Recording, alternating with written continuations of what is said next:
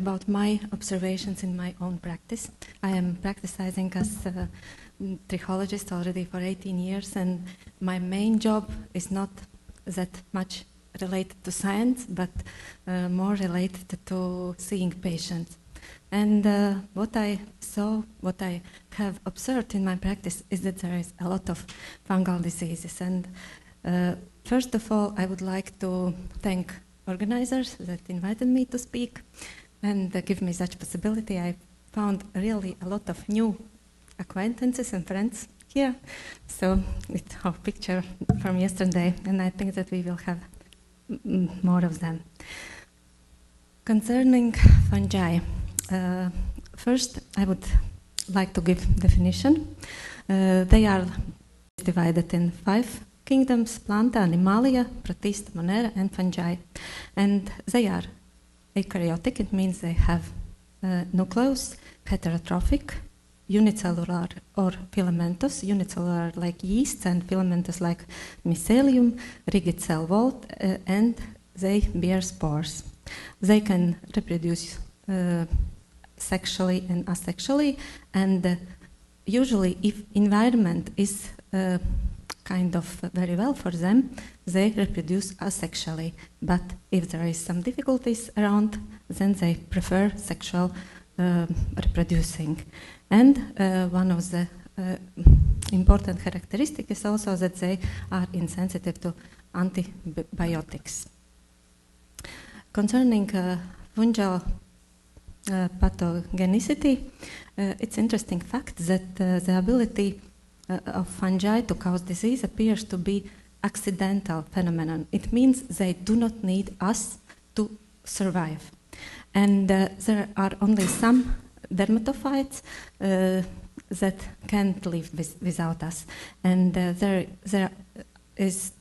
are 2 major barriers to fungal growth within the human body, and they are temperature and redox potential, and no normal fungi will live on our skin because they don't like our temperature of 37 centigrades, and as I found out, it's about 98 Fahrenheit grades. Yeah, so we in Europe usually use this Celsius grades, therefore I was a little bit confused with that. And the enzymatic pathway of most fungi function more efficiently at the redox potential of non-living substrates than at the relatively reduced state of living metabolizing tissue. Therefore, they are not very much interested in us. And our body also has a highly efficient set of cellular defenses that combat fungi proliferation. And the basic mechanisms of fungal pathogenicity is its ability to adapt to the tissue environment and to withstand the lytic activity of the host cellular defenses. So it's the main fight, but in fact it's not necessary. And concerning development of human mycosis, it is related primarily to the immunological status of the host and amount of the environmental exposure rather than to the infecting organism. So it means that a lot of things depend on us, and quite a well-known characteristic of fungi is that they need and they are they use not keratin but a lot of proteins, and their main function is to deteriorate, to break down proteins in the wall, and usually they are dead proteins, which is not necessary anymore. But in the case of infection, they use our keratin, which is on our skin, and it's a little bit confusing because we are still alive, and it's not fair, as I think so.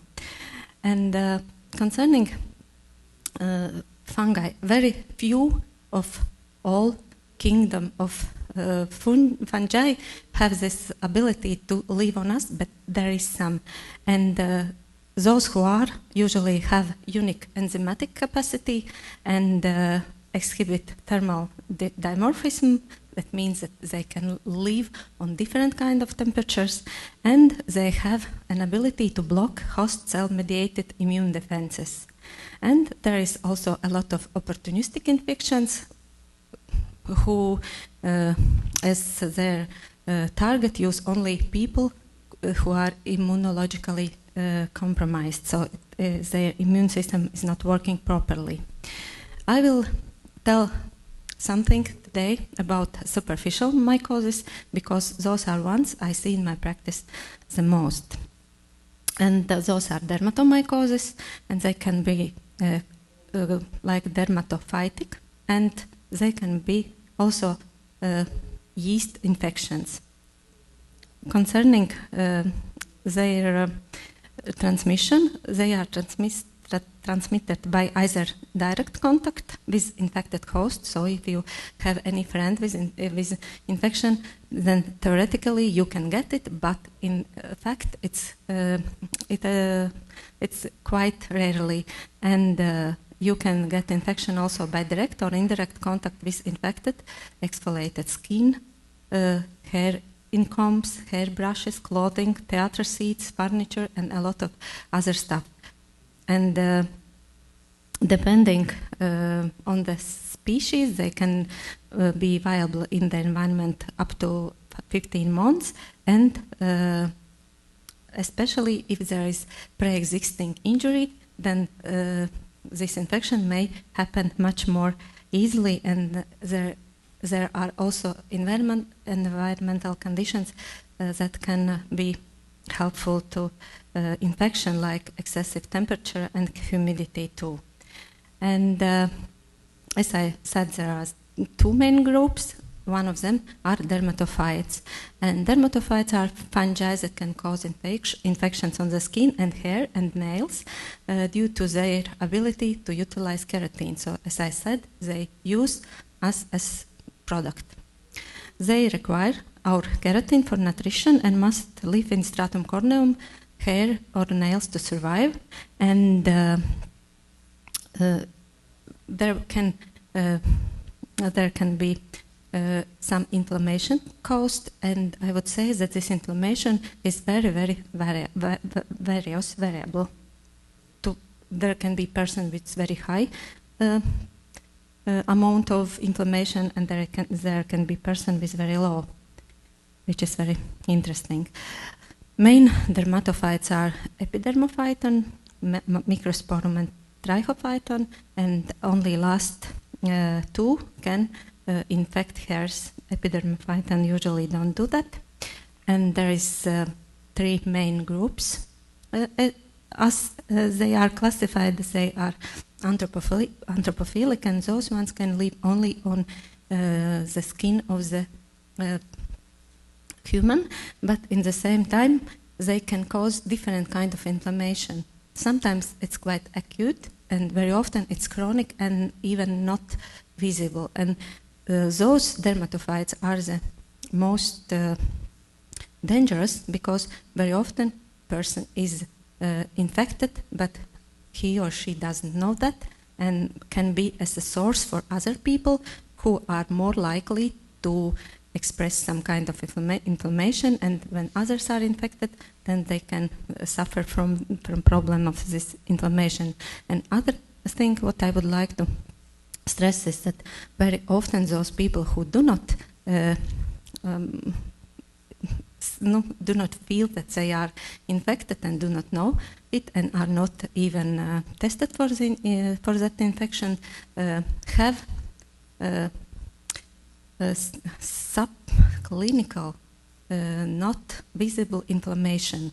And as Maria already showed in her slide about treatment of androgenic alopecia, you all saw that there was mentioned shampoo with ketoconazole, zinc pyritonate, and it is very used with good results. With androgenic alopecia, with those diseases have nothing common with ketoconazole. Why it helps? And I think that it helps mainly because a lot of people are infected. They do not know that, but hair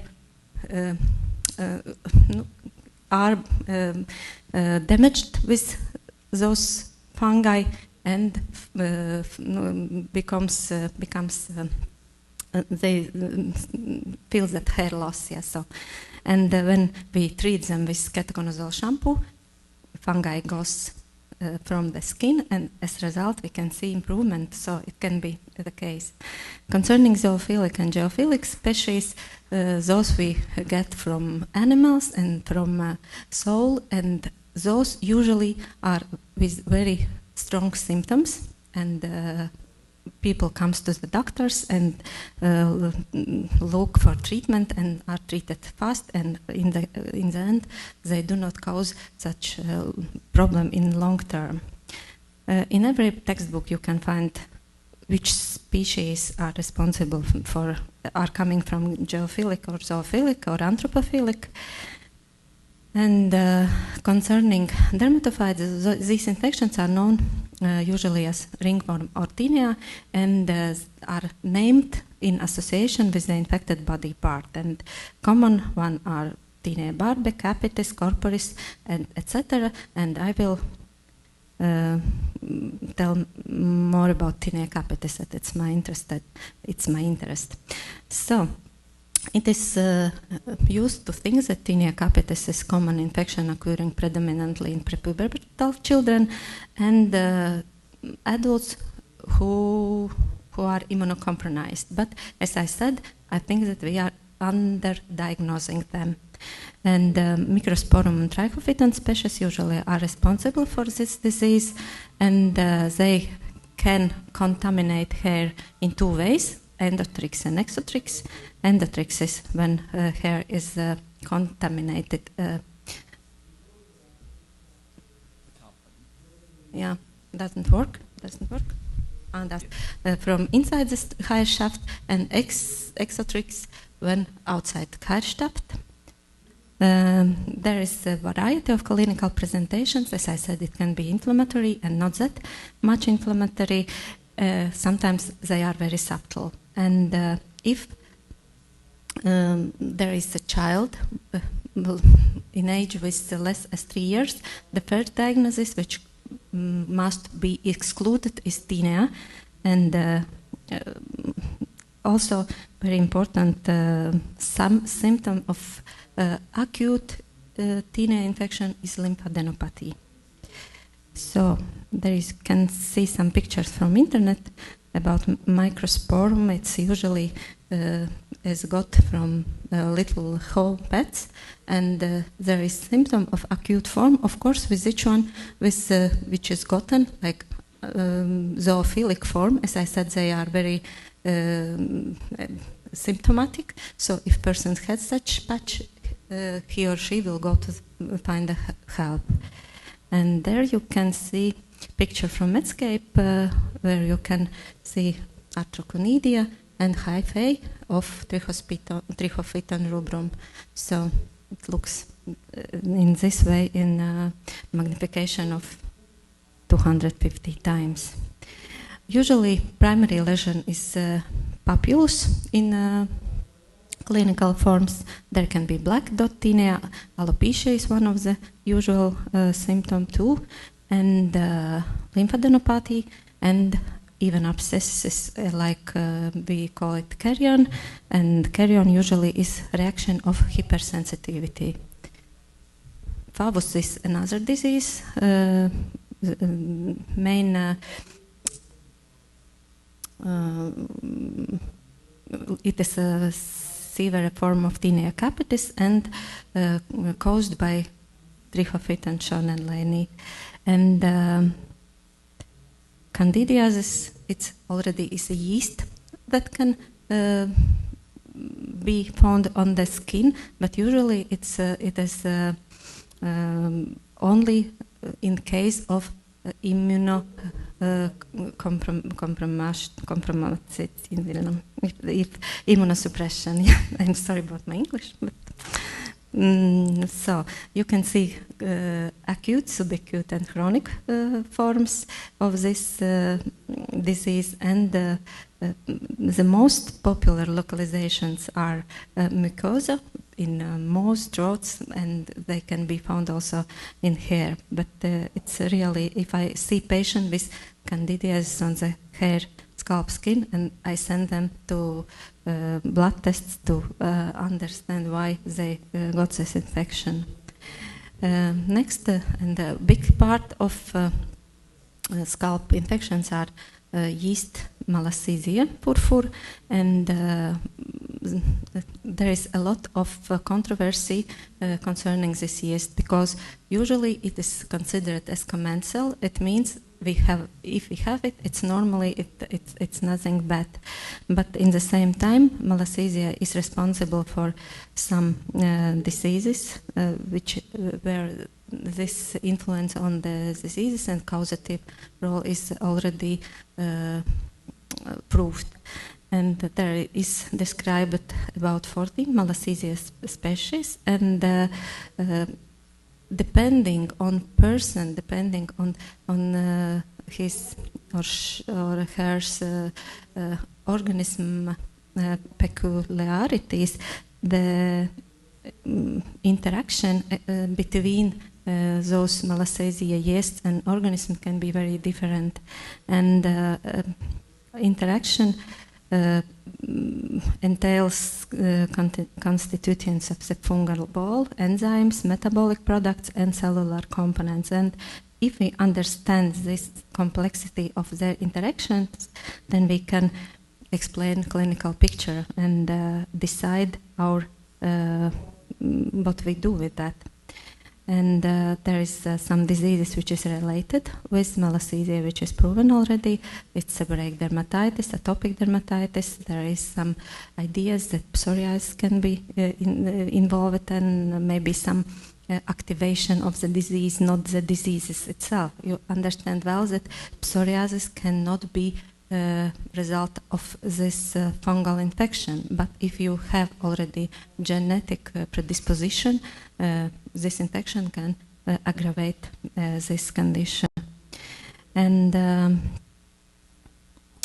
tinea versicolor is one presentation on the skin, and seborrheic dermatitis also is very often seen in patients, and role of malassezia yeasts is proven here, and in some 80% of its approximate number of cases, if we treat these patients with antimycotic preparations, then it improves.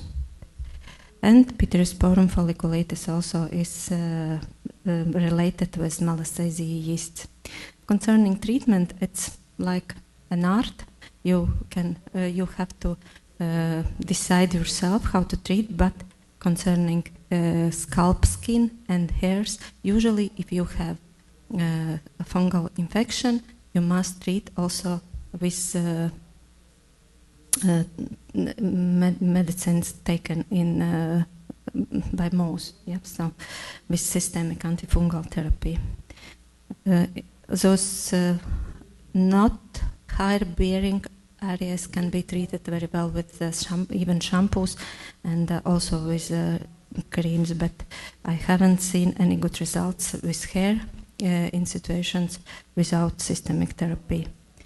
And concerning laboratory, in laboratory, usually they are found with direct microscopy and culture, and microscopy usually consists from wet mounds with 10% KOH and smears of gram, and cultures which routinely is maintained for 1 month. And for the specimen, we collect skin by scraping from the margin of the lesion into folded paper or directly on microscope slide. If we take also hairs, then they have to be plucked, not cut, and the best place is from the edge of the lesion. And when we use wood lamp and see any fluorescence, of course we will take material from the place where this fluorescence exists. And wood lamp usually is this wood lamp tested positive in cases of microsporum. It's not very, it doesn't exclude fungal infection if there is not fluorescence in the person's skin. And concerning our laboratory, I am working together with Dr. Eglite. I do not look in microscope myself. I only will show you her data, and she find out that it's very good to have. She used KOH preparations for looking first on the slide, and then she stain with gram stains, and using crystal violet or safranin, and after staining, this material is much more visible, and she can find fungal spores or hyphae better. So concerning culture, there is also some things you have to be considered when you prepare this specimen, and I think that laboratory people knows it well, and it's important to keep this specimen long enough to allow fungi to grow. There is some pictures from our laboratory where you can see specimen after staining. In this one you can see a lot of fungi, because there is mainly there is bacteria. But in this one you can see a lot of nicely stained oval spores. So it kind of makes them more visible in preparations, and then you can diagnose it better. There you can see oval spores also very well, and in this picture there is a mix of all. And what we did, as I am receiving all the time answers from laboratories, and you have a lot of different infectious material, or you have only round spores in the material, or you have round spores and oval spores on round, oval, and bacteria.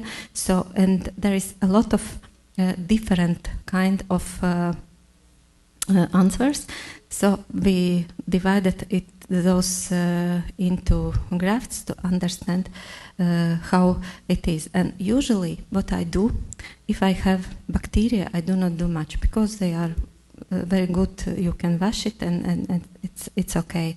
If I have oval spores in the material, then I usually prescribe patient additionally shampoo with ketoconazole, and it's also enough.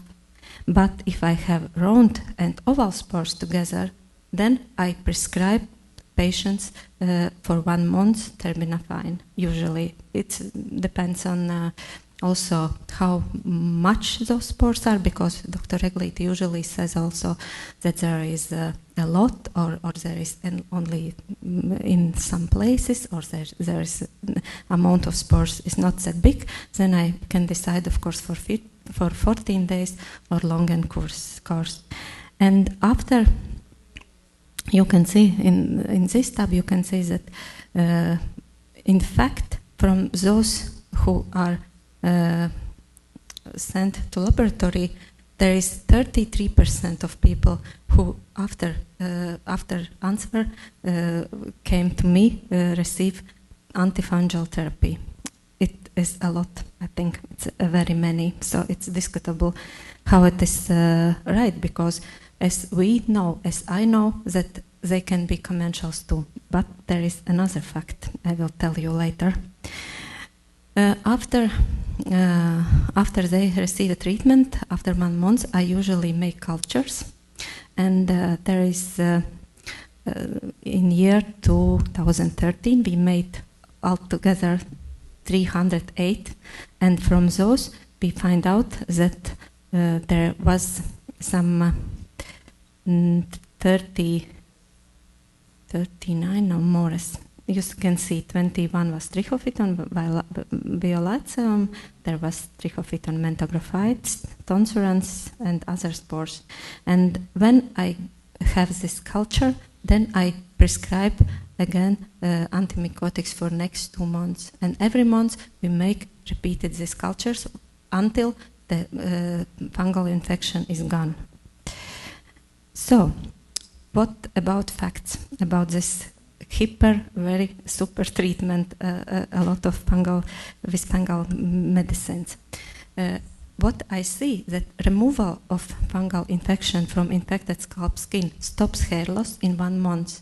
I usually do also trichograms, and very often in persons where is fungal infection, count of telogen hairs is quite high.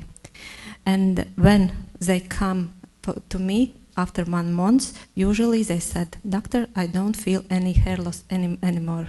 You see, it means that there is relation, and after hairs grows back more efficiently, it helps to gain volume back and improves even hair cosmetic conditions. They became shine and structure improves. So I also agree with everyone who said that it is commensal, but I think that we underestimate their real impact on the skin, because it's very subclinical. There is no symptoms what to do, how we can do it. And my conclusion is that fungal infections on the skin is active much more often than we suspect. It is still an open question for me, and maybe you can give me an answer, whether hair loss can be considered a symptom of fungal disease. Is or no? I think that is. I feel like it because I see it a lot of in my patients. And the patient with long-standing hair loss must be investigated for fungal infection. I do that. You can choose as you want. If dermatomycosis is found, appropriate treatment must be done, and I think that further investigations to elucidate this subject is needed. There is one saying of one of popular Latvian doctor, which is translated in the end, but I would like to read it in Latvian to allow you to hear my language, how I am speaking in Latvian, so you will see that I speak normally too. Medicīna reizē ir amats, zinātne un māksla, tā ir viscilvēcīgākā no visām mākslām. Mediķa lielākā alga ir prieks, ka esi palīdzējis cilvēkam. Reti kāda cita profesija var sniegt tādu laimes sajūtu par labi izpildītu pienākumu. Pēteris Stradiņš. There is my team, I'm working, there is Dr. Alsmeglīte in the middle end. So, thank you very much for your attention. I really appreciate that you are here. Does anybody have any questions? Well, I'd like to wrap up this afternoon's session.